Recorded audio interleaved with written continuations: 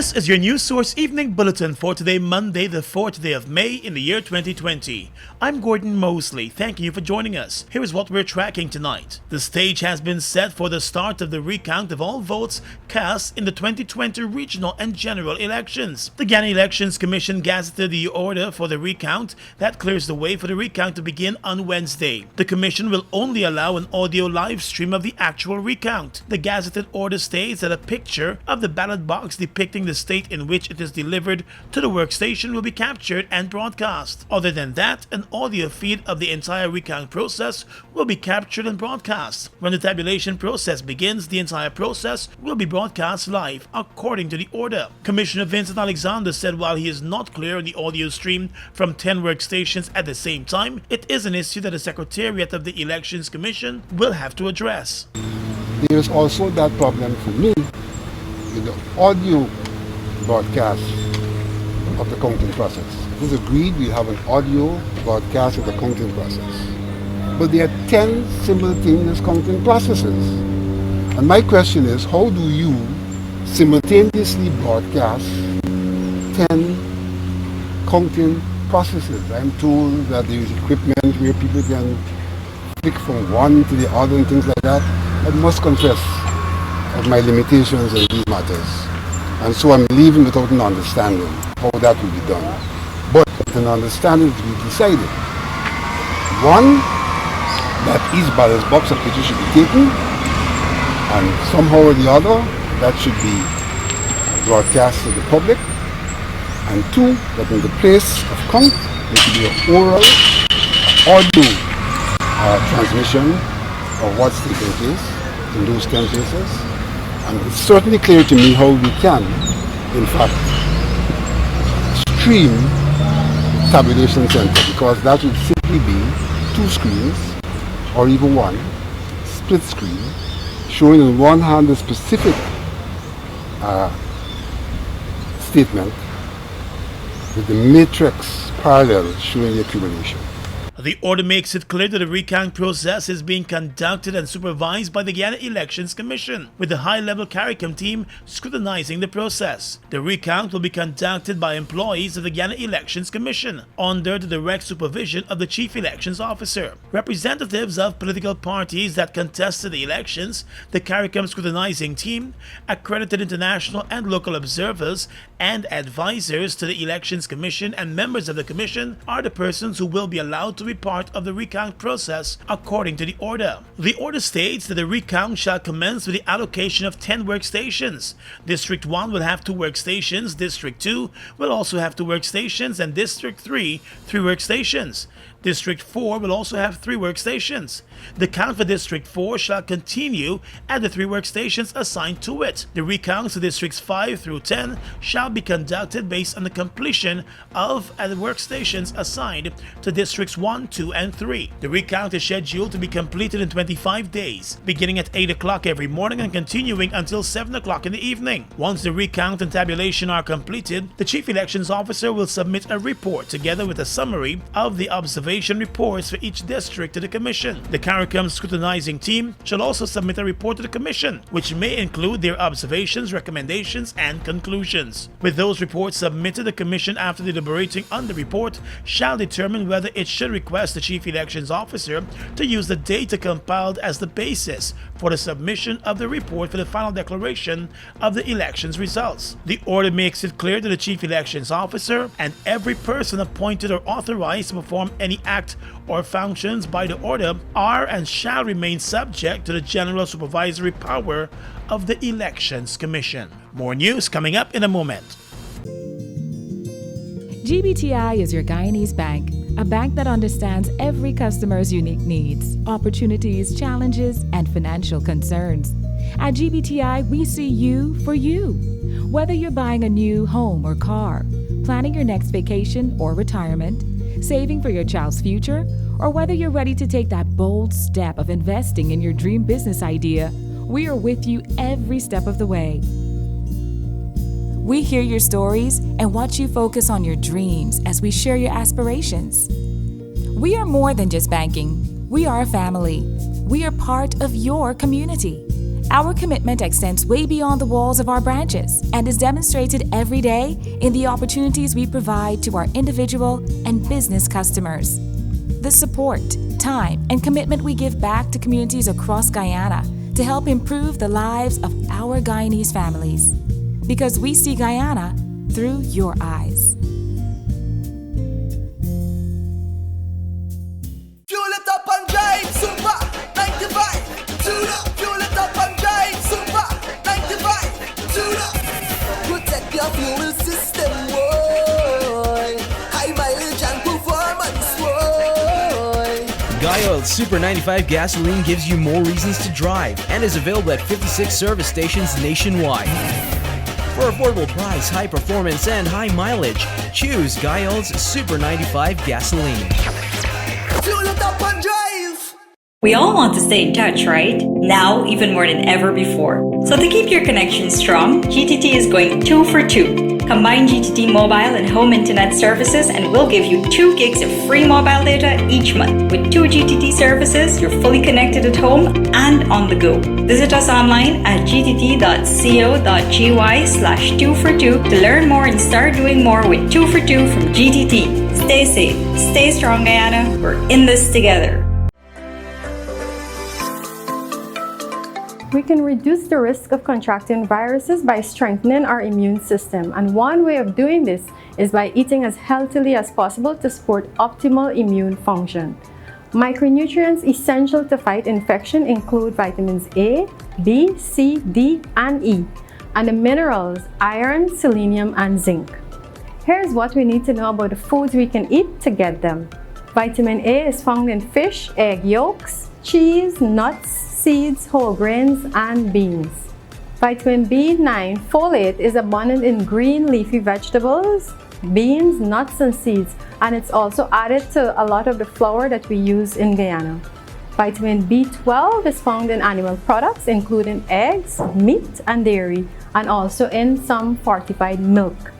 Vitamin C and vitamin E helps to protect our body when we're fighting an infection. Good sources of vitamin C include oranges, lemons, limes, tomatoes, and cherries. In Guyana, one of our cherry has the amount of vitamin C needed for the entire day for a person. Vitamin E is found in nuts, green leafy vegetables, and vegetable oils. Although sun exposure allows the body to produce vitamin D, food sources including eggs, fish, and some milk and margarine brands may be fortified with vitamin D, meaning some extra has been added. Most people need just a few minutes outdoors most days to get enough of the vitamin D needed. And beyond diet, there are other measures you can take to stay as healthy as possible. No smoking, reduce the intake of alcohol or none at all, exercise every day, and sleep and rest well. And please remember to reduce your intake of sweetened and carbonated beverages and drink lots and lots of water.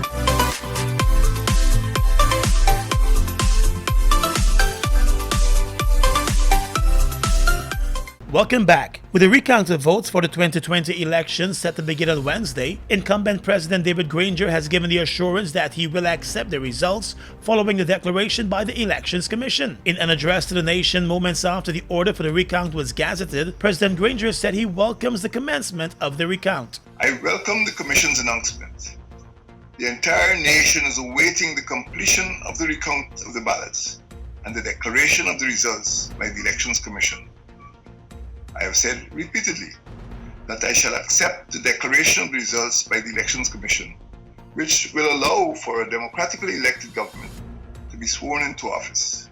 The president also said he is satisfied that the hurdles have been cleared for the Elections Commission to conduct the recount, and he's also satisfied that the Commission Secretariat is prepared fully to execute its mandate. I am pleased to learn that the CARICOM high-level team has arrived in Guyana to observe the recount process in response to the Commission's request.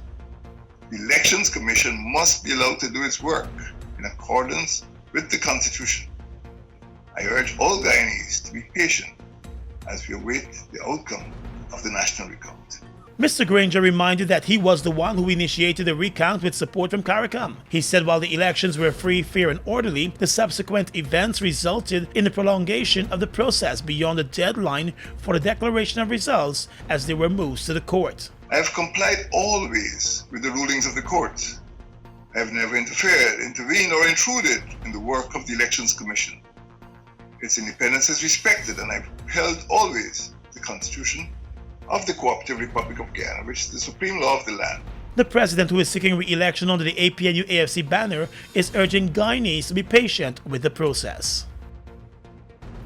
While Guyana has recorded 10 new cases of the coronavirus over the past 24 hours, as more tests are being done. The total number of confirmed cases recorded so far since the 11th of March now stands at 92. In her daily update today, the public health minister complained about citizens still not following the guidelines and stay-at-home orders. She said that attitude is not only putting more persons at risk, but the health workers are now at a greater risk. Our healthcare workers continue to work selflessly in order to protect us all. But you continue to behave very selfishly, with total disregard for your own safety and for your own life. With regard to the social distancing guidelines, you have interpreted them to suit your own agenda. Not only are you continuing to congregate in large numbers, but you're also there way past the curfew time and with no face mask for your protection and those around you. Minister Lawrence also complained that persons are still ignoring the warnings about the seriousness of the coronavirus, even as the numbers continue to climb. It is extremely unfair to those who are following the guidelines to be placed at unnecessary risk. From the inception, you were all told that we can stop COVID-19 from spreading by simply staying home and following all the precautionary guidelines. That advice is still in effect. You know all these guidelines, so please adhere to them, so that we can get on with our lives and our livelihood. We are reporting 10 new cases, bringing the total number of confirmed cases to 92. The total number of confirmed cases includes 9 deaths and 27 recoveries. There are a total of 56 active cases. All 56 of those persons are in isolation at the government health facility. There are 3 persons in the coronavirus ICU. Just last week, the government announced a 1-month extension in the curfew and other measures aimed at fighting the coronavirus in Guyana. Guyana is now doing more testing for the disease, with mobile testing sites now set up in various parts of the country. With its observer unable to travel to Guyana today aboard an Eastern Airlines flight that came to the country to ferry out U.S. citizens, the Carter Center's accredited observer mission said it remains committed to providing an independent observation of Guyana's electoral process, including the upcoming recount. In a statement on its website, the Carter Center said it deployed an observer to Miami who was prepared to travel to Georgetown today, but his flight was denied approval to carry international election observers. The Carter Center said it continues to reach out to government officials to understand what is required to allow Carter Center staff to return to Guyana to observe the recount process. The recount process is set to begin on Wednesday. Other international and local observers already in Guyana, along with the CARICOM high-level team, will be part of the recount. The U.S. Embassy on Sunday confirmed that it had made a request for the return of the Carter Center representative aboard the flight that was heading to Guyana. While approval was given for the flight, no approval was given for it to bring in any passengers. The U.S. and Canadian governments, along with the UN and a number of other local groups, have been calling for the Carter Center to be allowed to have its representative return for the recount. The government of Guyana has made no statement on the issue so far. Turning now to the energy sector, the Department of Energy is currently monitoring the low prices for oil on the international market. The department is convinced that the current situation will not have any major impact on Guyana, which started to produce oil back in December. At a press conference today, the director of the Energy Department, Dr. Mark Bino, said while Guyana may not be exempted from the effects of the low oil prices, it will not face the same level of economic fallout like other countries. The slump in oil prices will affect all producing countries to various degrees. Guyana will not be exempted. But Guyana, as a new producer, is partly insulated from the economic and social upheavals we have seen elsewhere. Guyana was expecting a major economic boost this year from oil production. Financial institutions had forecast a growth rate by more than 80%. Since the oil prices have fallen to low levels, that growth rate has been adjusted to just over 55%. It is still considered extremely high, as other countries are expecting major contractions in their economies. The growth forecast for the country, which was expected to be staggering from 2020 onwards, will be delayed, with the steepness of the growth curve expected to materialize beyond 2021. And Dr. Bino said it is also unlikely that Guyana will feel the repercussions of the low price environment as much as other producing countries. There will be some ripple effects in the short term as some level of contraction occurs. Nonetheless, the situation continues to be monitored by the Department of Energy. Another important consideration is that Guyana has partnered with industry players that have robust structures and the financial ability to weather the current storm. The director of the Energy Department said the country will not be shutting down oil production in wake of the coronavirus pandemic and the low prices, since such a shutdown could result in a devastating impact on the industry locally. Guyana is getting ready for its second lift of crude oil in 2 weeks. The country earned $55 million from the sale of its first lift. Across the Region is coming up next. Wondering how you can access free learning materials for your children? Parents and guardians, please visit the Ministry of Education's website at www.education.gov.gy to access textbooks, past papers, and practice tests to keep your child engaged in continuous learning. When you have accessed the site, go to the Students tab, wait for a second, and choose the appropriate option. You now have access to the resources you need. You are encouraged to take advantage of this opportunity as we strive to provide the best education for the nation's children. A message from the Ministry of Education. They've made a positive impact on the heavy-duty transportation industry in Guyana since they've arrived. Guyanese are amazed at their power, durability, efficiency, and superior handling capabilities. These are brand new trucks, manufactured in partnership with German, Italian, and French companies. They have a powerful reputation for operating under very adverse Guyanese conditions and come with full after-sales service and spare parts. They're the most sought-after trucks today, with over 500 units in Guyana, and they're available in over 100 countries, including South America and the Caribbean. Be smart. Buy brand new ST Howo trucks today. Call 608-4998 and arrange for an inspection at ST Truck Guyana Incorporated, Block B, Public Road, Covenant, East Bank, Demerara. We are legions of men standing strong, but never too proud to stoop and help someone. We must send a clear signal to all. Do right. Walk in upright ways, knowing that's what being a man is all about. And ever aware that things will only get worse when good men do nothing. Stand strong. Be the one to live right. Falls, a trademark of China's Zhanghao Incorporated, located at Land of Canaan, East Bank, Demerara, was incorporated in April of 2013, with over $10 billion Guyana dollars invested in a state-of-the-art 100,000 barrel fuel storage facility, a modern service station, an office complex, and a modern wharf that can berth international vessels. Having no association with any other fuel company, Falls imports its own fuel, which meets quality specifications, has all the legal permits, and is in compliance with international requirements. Its bulk facility can load 8 trucks simultaneously at a rate of 1,000 liters per minute, while the service station can service 12 cars at a time using computerized fuel pumps, which can facilitate the use of ATM cards. Through its professional team of mostly Guyanese, Falls wholesales and retails fuels to the public, including farmers and miners, and will continue to positively contribute to Guyana by providing quality products, service, and attractive prices. Try Falls today for all your fuel needs.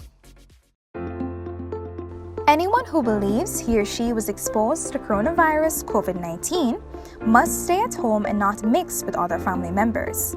This quarantine is to help stop the spread of the virus at home and in our communities. While at home for 14 days or 2 weeks, here are some valuable tips you must follow.